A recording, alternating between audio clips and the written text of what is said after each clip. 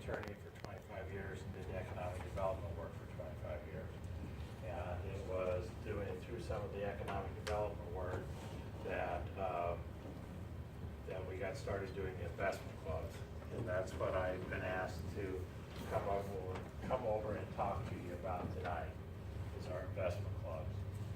And what we had done in Central City was we put together through the years a variety of things.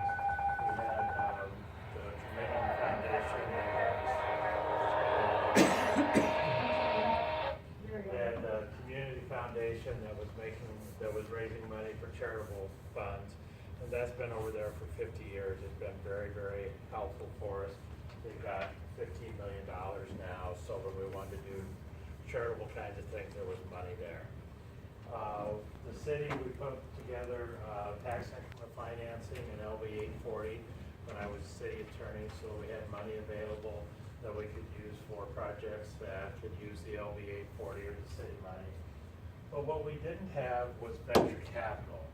We didn't have any way for us as a group just to go out and start a project or feed into a project and to make those kinds of investments work in the community. So, and we knew that when we started looking for venture capital that there were issues around it. If you had to raise it in a hurry, it was hard.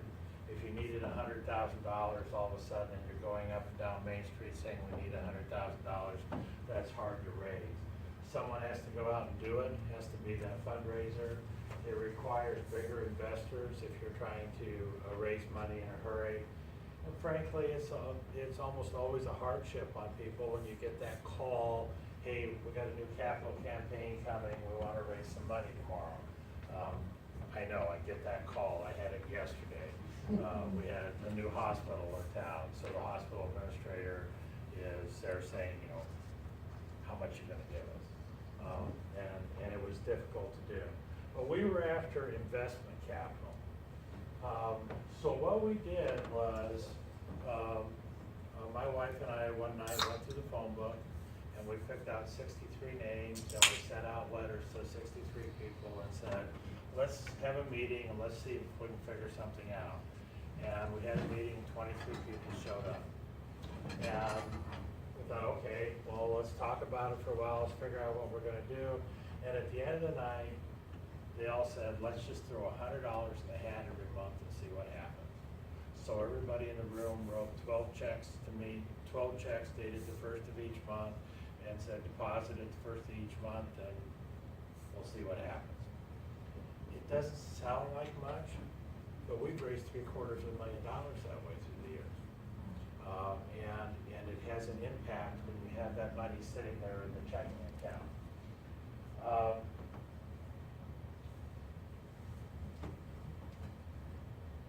The goals we were after, the goals that it served is cash is available when it's needed.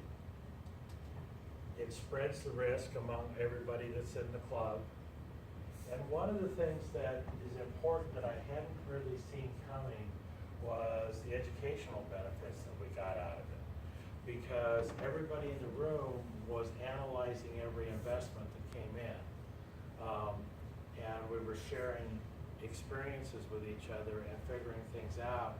And a lot of the people in the room became better businessmen because they started to look at all the other businesses and figuring out what the cash flow was and how you might make that work. Our mission is the intent of the club to make investments in the community which will be beneficial both to the membership and to the community as a whole. We'll go through some examples of what we've done. But it's intended to be a for-profit exercise, but we were only interested in things that were good for the community. We weren't interested in putting our money together and buying stock in Google or Apple or Berkshire Hathaway because they weren't doing anything for our community. We wanted investments that were profitable, but we wanted them in Central City. And that put a nice spin on it, a nice way of making the thing work. We've always put $100 a month in, and and we've never changed it. We've done that for years and years and years. We just keep putting the $100 a month in. Other communities, and we've organized a couple dozen of these clubs at least, other communities have done it a little different. Some have done a minimum and a maximum. One of the communities we were in, some of the people in the room said, well, I can't put more than $50 a month in. And somebody else says, I want to put $500 a month in. And I said, well, is that going to make things uneven? Jim's putting $500 a month in, and that's 10 times as much as some of the rest of you.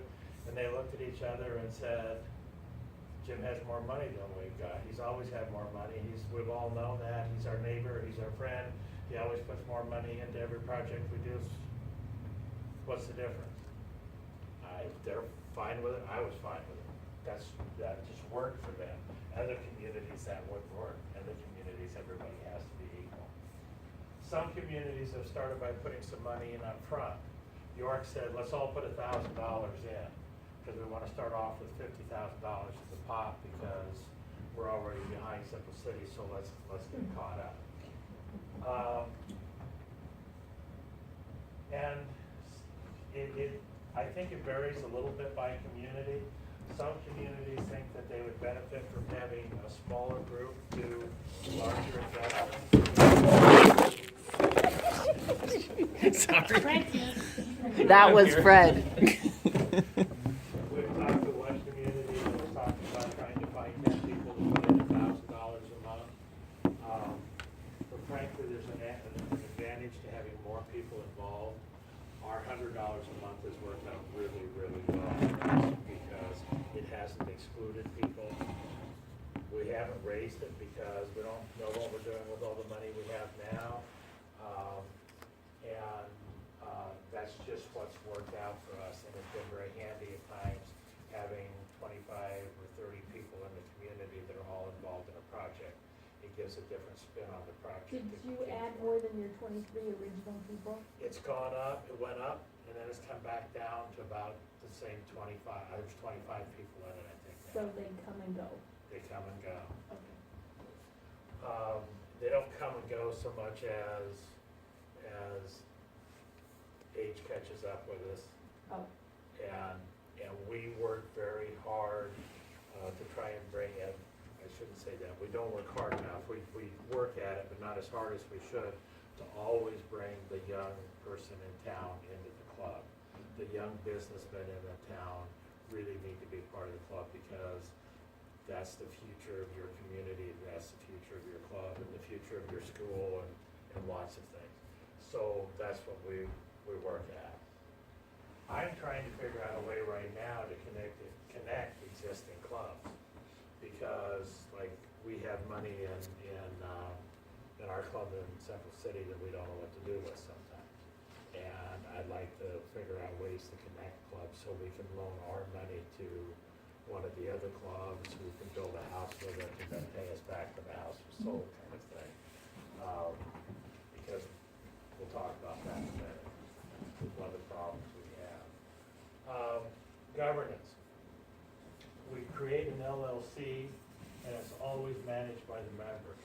And that's an important distinction for the banking department, because if you create an LLC that's managed by the members, the banking department says, well, you're not selling securities, you're all just pooling your money together.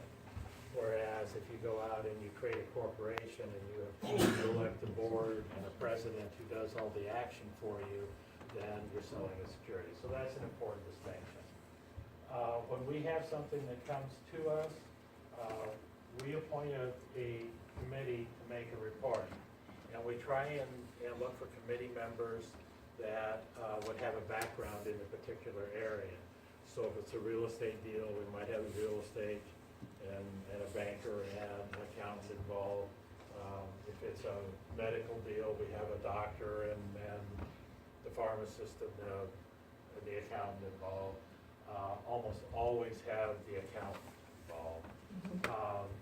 And then a project is brought back to the board or to the whole group, and the whole group votes on the investment. Just because something comes to us doesn't mean that it's gonna be approved. We probably, have turned down more than we've accepted. And most of the time when we turn them down, they'll come in and we'll say, you haven't done all your homework yet, you gotta put the rest of the deal together.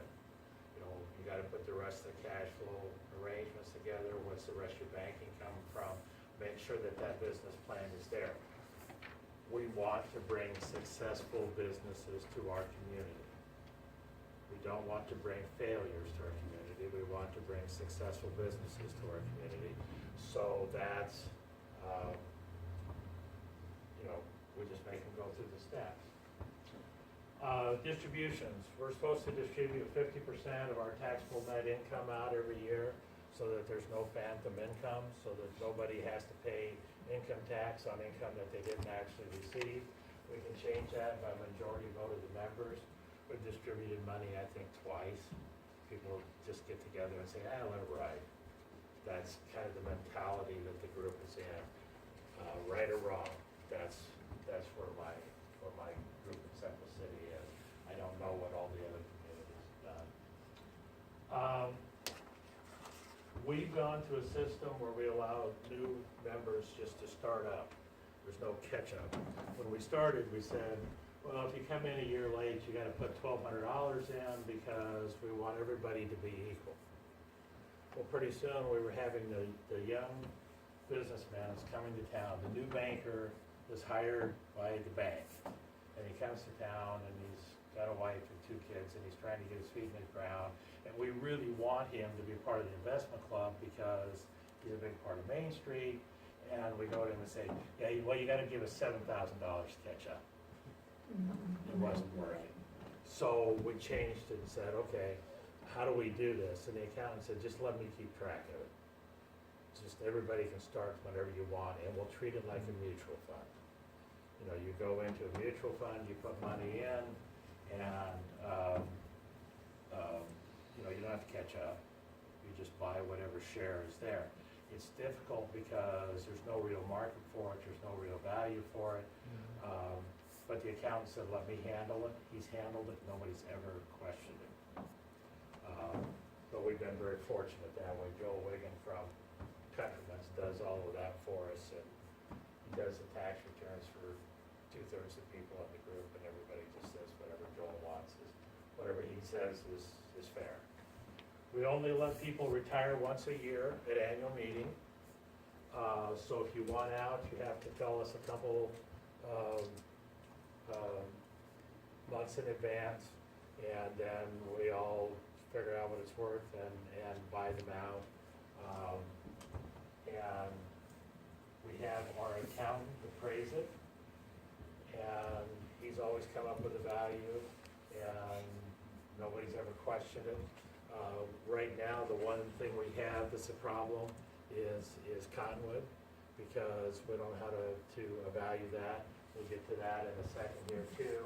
Other communities use other processes for valuing what that would be. But in our case, we always just ask Joel.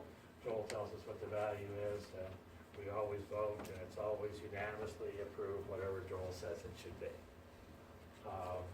So it's been very congenial, very easy thing for us to do. Let me go through some project examples, and some of this will start to make a little more sense for you. The first thing that came to us, ironically, came to us by a banker. And a banker approached us and said, I've got a couple that wants to start a dry cleaners. They need some equipment, I can do that. They need a building, and if I do the building, I have to go get an SBA loan, and it just isn't worth it. I don't wanna do it. Would you guys loan them, would you guys get them a building? I said, yeah, sure, sounds like fun. So what we did was we went out, we got a building that cost $25,000. We said any expense beyond the $25,000 is a tenant's expense. We did a triple net lease, which means the dry cleaners paid us rent, they paid the insurance, they paid the taxes, and they paid the maintenance. And we gave them a 5-year option to purchase the building for the club's cost. And we charged them enough rent that it was cheaper to buy, because we didn't want to own the building. We wanted the business there, but then we wanted to take our money and go on with it. Well, what happened was they operated the business for 2 years. Business was successful. The banker called them one day and said, hey, interest rates are gonna go up. They called us and said, interest rates are gonna go up. The bank would loan us the money to buy the building based on 2 years of successful operation. We're exercising our option, and they gave us our $25,000 back. And we had made good money while it happened. I think we were making like 12%. This was back in the day when that wasn't outrageous. And we got what we wanted out of it. We had a business, we made a little money. They got what they wanted out of it. They owned a business, they were making a little money, and everybody was happy, and we went on. The second thing that came along was the motel. And this actually showed up one day when Bill Pullen, who owned the Roto Mix facility over there, showed up in my doorway one day and he said, Cliff, I gotta have a motel in town. I gotta have it. I said, I got $50,000 I'll put in, I don't care if I get it back or not. I gotta have a motel. I said, well, Bill, let's go take it to the investment club. Let's go see what the investment club thinks. So we went over and we went to the group, and the investment club appointed a group of us as the committee, which included Bill Pullen and myself and a couple others. And we went out and we started interviewing people. We interviewed motel owners, motel brokers, motel franchisors, motel franchisees. And we said, we're gonna build a motel in Central City. How do we do it? And put the whole thing together and went back to the club and gave them our report and went through the whole thing and said, okay, so that's what we've got. I think we should come back a month from now and vote on it. And there's just dead silence in the room. And pretty soon, Gene McCoy in the back of the room said, I'm sorry, Cliff, I'm not gonna know anything more about motels next month than I know right now. It's time to vote. And they voted 23-0 to put together a motel. And they said, we'll put in the first $100,000. They needed $210,000 more. They said, Cliff, go raise it and find us a loan. Okay. I literally made 8 phone calls, had 7 investors, and $30,000 apiece in the bank that was loaning us the money. Why did the investors jump in so easily? Was it because I sold them on the deal? No, it was because I said the investment club is going to build a motel. That's all they wanted to know. The investment club was doing it. The investment club was gonna make it happen. Everything was fine. 4 of those investors were members of the investment club. 3 of them were people who desperately needed the motel in town because they needed the business. The bank gave us a great deal on the loan. I called Roy Dinsdale and asked him if he wanted to invest. He said no, just that quick. I said, you want to make the loan? He said, absolutely. And he kind of fell on his sword to make the loan work for us. He wanted to have it happen. Now, think about a motel, what it does for you. This motel was bringing in $500,000 of business a year. That, by definition, is outside money coming to Central City. We weren't staying in the motel. That was $500,000 that was coming in from outside the community into our community. And it wasn't just the $500,000. The guy who owned the steakhouse contacted me 6 months later, and he said, Cliff, I've been keeping track. I've sold right at 30 more meals a night, every night since you opened the motel. That was a business that was just following along. Pretty soon there was a convenience store in the corner, and the convenience store did well, and it was all money that was coming in. We operated it for 13 years and then sold it. Was it a great investment? No, not really. We put $130,000 into it. We sold it, took $210,000 back. If you look at that investment, it's 4.5%, 5% return on investment. Would have been better off if we had put our money in Berkshire Hathaway, but Berkshire Hathaway wasn't going to put a motel in Central City. Berkshire Hathaway wasn't gonna put a place for my cousins to stay when they all wanted to come to town. How many times does your dollar turn approximately in Central City? For every dollar I'm spent? guessing 7, that's the normal number that we get from the chamber, is that those things churn over 7 times. Okay, And I believe that number. So we got a lot out of it. There was a lot that we got from having that motel, and we just needed it. I was trying to recruit businesses to the community, explaining to them that it was the greatest city in the whole state, but I had to get them out of town before it got dark because we didn't have a motel for them to stay in. That doesn't work. Things like the ethanol plant would have been difficult to build without a motel in town for workers to stay in. Small manufacturing, this is the wrong sign. This is what's happened with the building. We had a Sequent Hospital bed, and this was a company that was coming to the state and looking for a place to land to build a hospital bed. And it was a great idea, but it was also, they were trying to create a new product and get it through Underwriters Laboratory and through all the medical testing that they had to do. And we knew going into it that it was going to be a difficult process. I told the people, they said, well, what kind of return do we get on our money? I said, well, you're entitled to 10 times your money because there's only 1 in 10 chance you'll get your money back. And this is the project we had that failed.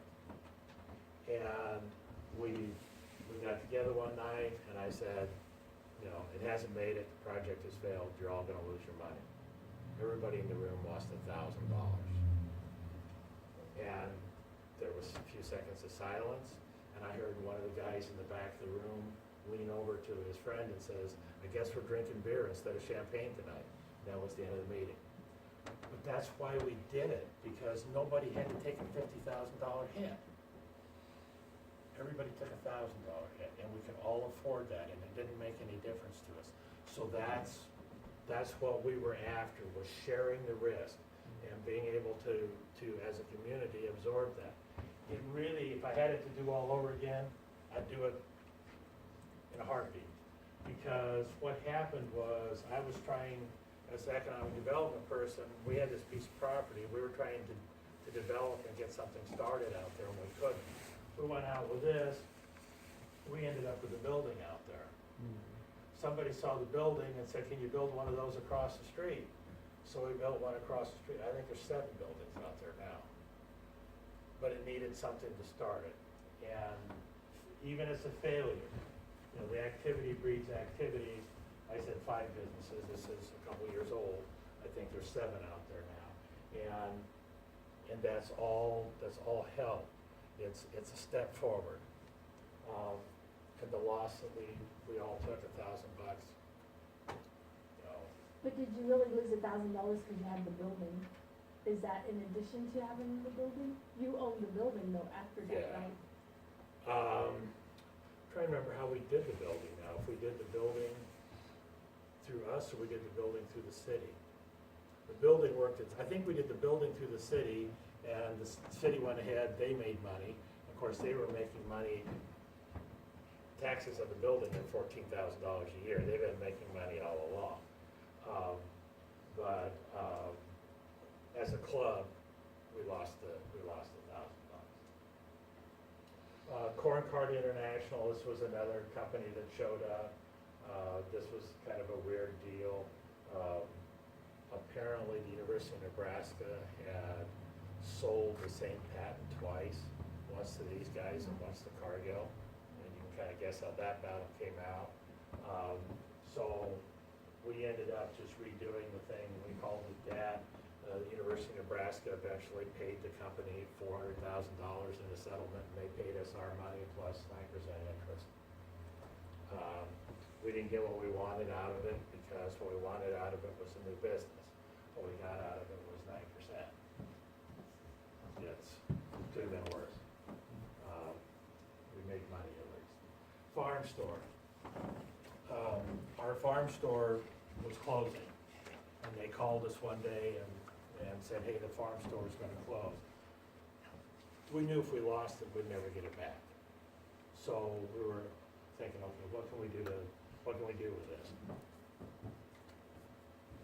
The manager of the store said, I'd love to manage it. I'd love to buy one and to go forward. He went to the bank, and the bank said, we'll loan you all the money you need for your inventory, which is a pretty sizable chunk, but we can't do the building. So I came to the investment club and said, can you guys do the building? We said, yeah, sure. Money's sitting in the bank, right? Drawing nothing for interest at that point. So we thought, well, we'll buy the building, we'll lease the building to the guy, and we'll do the same thing with them that we did with the dry cleaners. He can have a triple net lease for 5 years, and then he can exercise his option to buy it at any time he wants. Well, the business wasn't really working for him, but he ended up getting out of it by selling it to Baumgars. And Baumgars came in, was running a successful store for 2 or 3 years, and came to us and said, hey, we want to expand the store. And we don't want to expand the store that somebody else owns, so we're buying. So they exercised their option and bought it from us. We made the rent money that we had as we were going forward. We made, and then we sold the thing and got our money back out of it. We made money. More importantly, we've got a farm store in Sun City. And we weren't gonna have it if we lost it. We knew if we lost it, it was gone forever. We had a group of people from Ravenna show up and say, hey, we wanna do an assisted living facility, which we desperately needed in the community. They came to us one day and said, we need $125,000 of additional equity. Are you guys interested? Well, we had $250,000 sitting in the bank like we always do, drawing no interest, so we said, yeah, let's put it in. So we put in the final percentage of that business. And one member of the board is from the investment club. And when we started, we had to put a little additional cash into the business because it was a startup, and as Linda can tell you, until it's full, it doesn't cash flow well. Now it cash flows very nicely. And it's been a very good thing for us. It's been a very good return on investment. It's been a great thing for the community because we desperately needed that. We were having seniors who were leaving Central City and going to Grand Island because there wasn't any place for them in Central City. Now they stay home where their families are. So this has worked out really well. The one problem that this has created for us is valuing it at the end of the year. If somebody comes in and wants out, this is a hard asset to value because it just is. You've got something out there that's cash flowing, it's making some money, but the tax return shows depreciation, and you've got debt that you're retiring, and you try to figure out what that is. It's not an easy thing to do, and that's one of the problems that we've had. Home builders. We were having problems in Central City, as almost every community across the state is having, getting housing built. There weren't people out there that were building. We were having people showing up, and they didn't have any place to live, and we couldn't find a house for them, and there wasn't anybody that wanted to take the risk on it. Kathy and I are doing housing for a living now. We're building in, I think, 13 communities right now. We do projects and build a scale, and there was nobody that was going in and building 1 or 2 houses at a time. And one of the problems that communities face is they don't have any builders, because the building industry was decimated in 2008 with a recession, and it's really created grief for us. So we didn't have anybody in Central City that was doing it. Well, a group of, and it actually started with the bankers in town decided, well, let's put together a home builders group. And let's put some money together and let's go out and start building spec homes in town. We don't necessarily wanna make a lot of money, but we wanna hold our money together. We don't wanna be out having to subsidize everything. And they're trying to help with housing issues for the residents and the employers. Trying to build a tax base, and they were trying to help to keep the construction industry alive in Sutton City. So they went out and they built their first house. They were gonna try and build it for $175,000. It didn't work. It cost them $184,000. So they were lining up a meeting to tell us that we're all gonna lose money on the first house. And while they were doing it, one of the city employees from across the street came over and said, what are you selling for this house for? And they said, well, we need $184,000 to make it work. And he said, I'll buy it. Just that quick. So all of a sudden, he'd been watching it. He knew everything about the house. He'd watched it from the ground up. So we went from, we were gonna lose money till we made $250.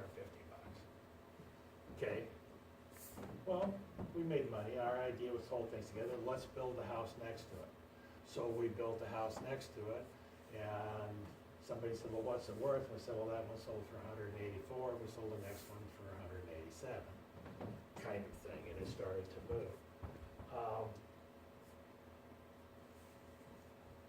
We eventually got to the point where, when they came to us, the investment club put the first 50,000 in, and we're the largest shareholder. But all the banks invested in it. A bunch of us as individuals invested in it. Some realtors, builders invested in it. Eventually, houses were selling fast enough that they decided they wanted to build two at a time instead of one at a time. So they came back to the investment club and said, would you loan us some money to build a second house? Well, we checked the checking account, there's $250,000 sitting in the bank drawing 0.2% interest. We said, yeah, sure, let's build two houses. So we started building two at a time. The program's been successful. We built 16 homes, I think it is at this point. This is a little outdated. I'm sure these numbers are higher now. Last time I looked at it, the taxes, we added $3.2 million to the tax base, and we're collecting $45,000 a year on the new taxes that were being created by that. We had housing for people that were coming to town. The new hospital administrator came to town looking for a house. We had a spot that was right for her.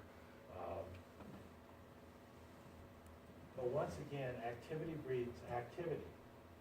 So what was happening was the spec builders were seeing that we were building homes and being successful with it, and they thought, gosh, if it works for the investment club, it ought to work for us because we're builders.